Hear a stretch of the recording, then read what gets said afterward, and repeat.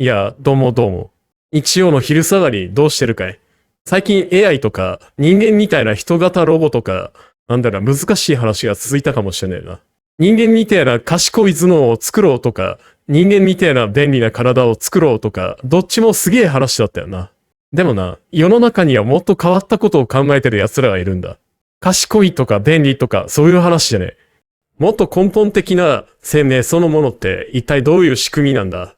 生きてるってどういうことなんだっていう、まるで哲学みたいな謎をコンピュータの中で解き明かそうとしてるんだ。それが人工生命っていう、ちょっと不思議でロマンのある研究なんだぜ。イライフなんて呼ばれたりもするな。人工知能とはどこが違うんだ？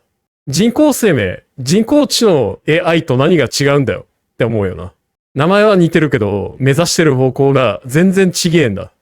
人工知能 AI こいつが目指してるのは人間の脳みそだ。賢さとか知能がテーマ。難しい問題を解いたり、絵を描いたり、文章を考えたりする、いわば賢い個人を作ろうとしてる。人工生命、イライフこっちが目指してるのは生命現象そのものだ。生きる仕組みがテーマ。賢いかどうかはどうでもいい。それよりも、どうやって子孫を増やして繁殖、どうやって環境に合わせて姿を変えて進化、どうやって仲間と群れを作るのか強調、そういう生命の根本的な振る舞いに興味があるんだ。例えるなら、AI は超賢い一人の人間を作ろうとしてるけど、AI はアメーバみたいな単純な生き物が、どうやってこの地球で生き残り、ここまで多様な生き物に進化してきたのか、そのルールや仕組みそのものを知りたいって感じかな。具体的にどんなことをしてるんだ？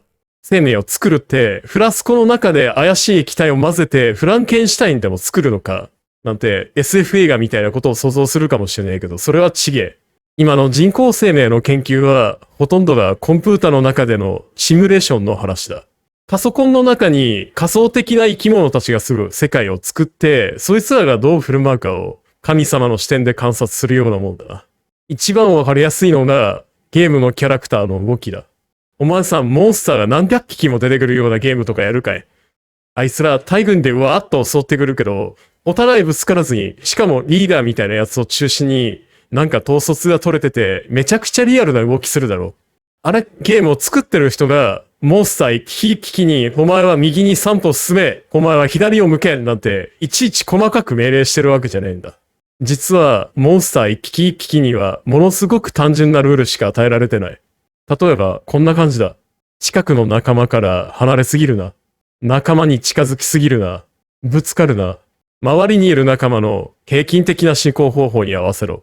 たったこれだけのアホみたいに簡単なルールを何百匹っていうモンスターに与えてコンピュータの中に放り込む。するとどうなるか。あら不思議。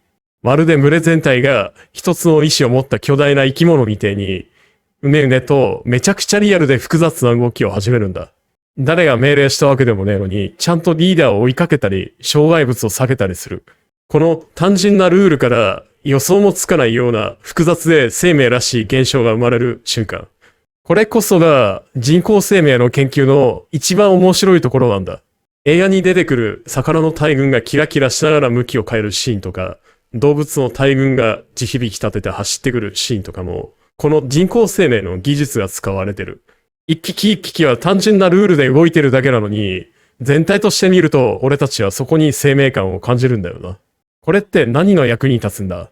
面白いのは分かったけど、モンスターを動かす以外に何の役に立つんだって思うよな。これが意外といろいろなところで応用されようとしてるんだぜ。渋滞の解消。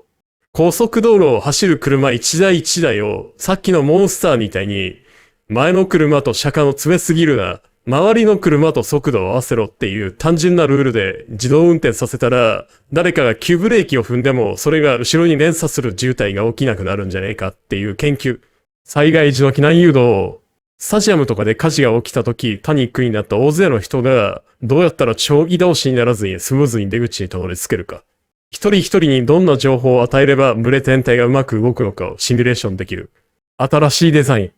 生物の進化の仕組みを真似して、コンピュータにいろいろな形をランダムに作らせて、そこから強度の強い形とか美しい模様だけを生き残らせて、また掛け合わせて、ってのを繰り返すと、人間には思いつきもしなかったような、新しい橋の形とか車のデザインが生まれたりするんだ。まとめ。そんなわけで、人工生命ってのは、賢い AI を作るのとはちょっと違って、生き物らしさや生命の根本的な仕組みそのものをコンピュータの中で再現してみようっていう壮大でロマンのある研究ってことだな。単純なルールから予想もつかないような複雑な現象が生まれる。その面白さを俺たちの身近な問題解決にも役立てようとしてるんだ。俺たちが当たり前だと思ってる生命っていう現象が、実はものすごく単純なルールの積み重ねでできてるのかもしれないって考えると、なんか不思議でワクワクしてねえかい。人間ってのは本当に面白いことを考える生き物だよな、全く。人工生命ね。コンピューターの中で生き物みたいなものをゼロから育ててどう進化するか見てみようって話だろ。壮大だよな。でもこれ俺に言わせら家のベランダでやってる家庭菜園とちょっと似てるかもしれねえな。俺もさ、今トマト育ててんだけど、これが面白いんだ。毎日水やって大きくなれよ、なんてつい声かけちまう。でもマニュアル通りにはいかねえ。急に虫がついたり、水のやりすぎで元気がなくなったりな。でも、その思い通りにならねえの、あでもねえ、こうでもねえって試行錯誤するのが、また楽しいんだよ。手がかかるやつほど、実った時の喜びはでっけえもんだぜ。便利になるのもいいけど、こういう予測できねえ面白さってのも大事にしていきたいよな。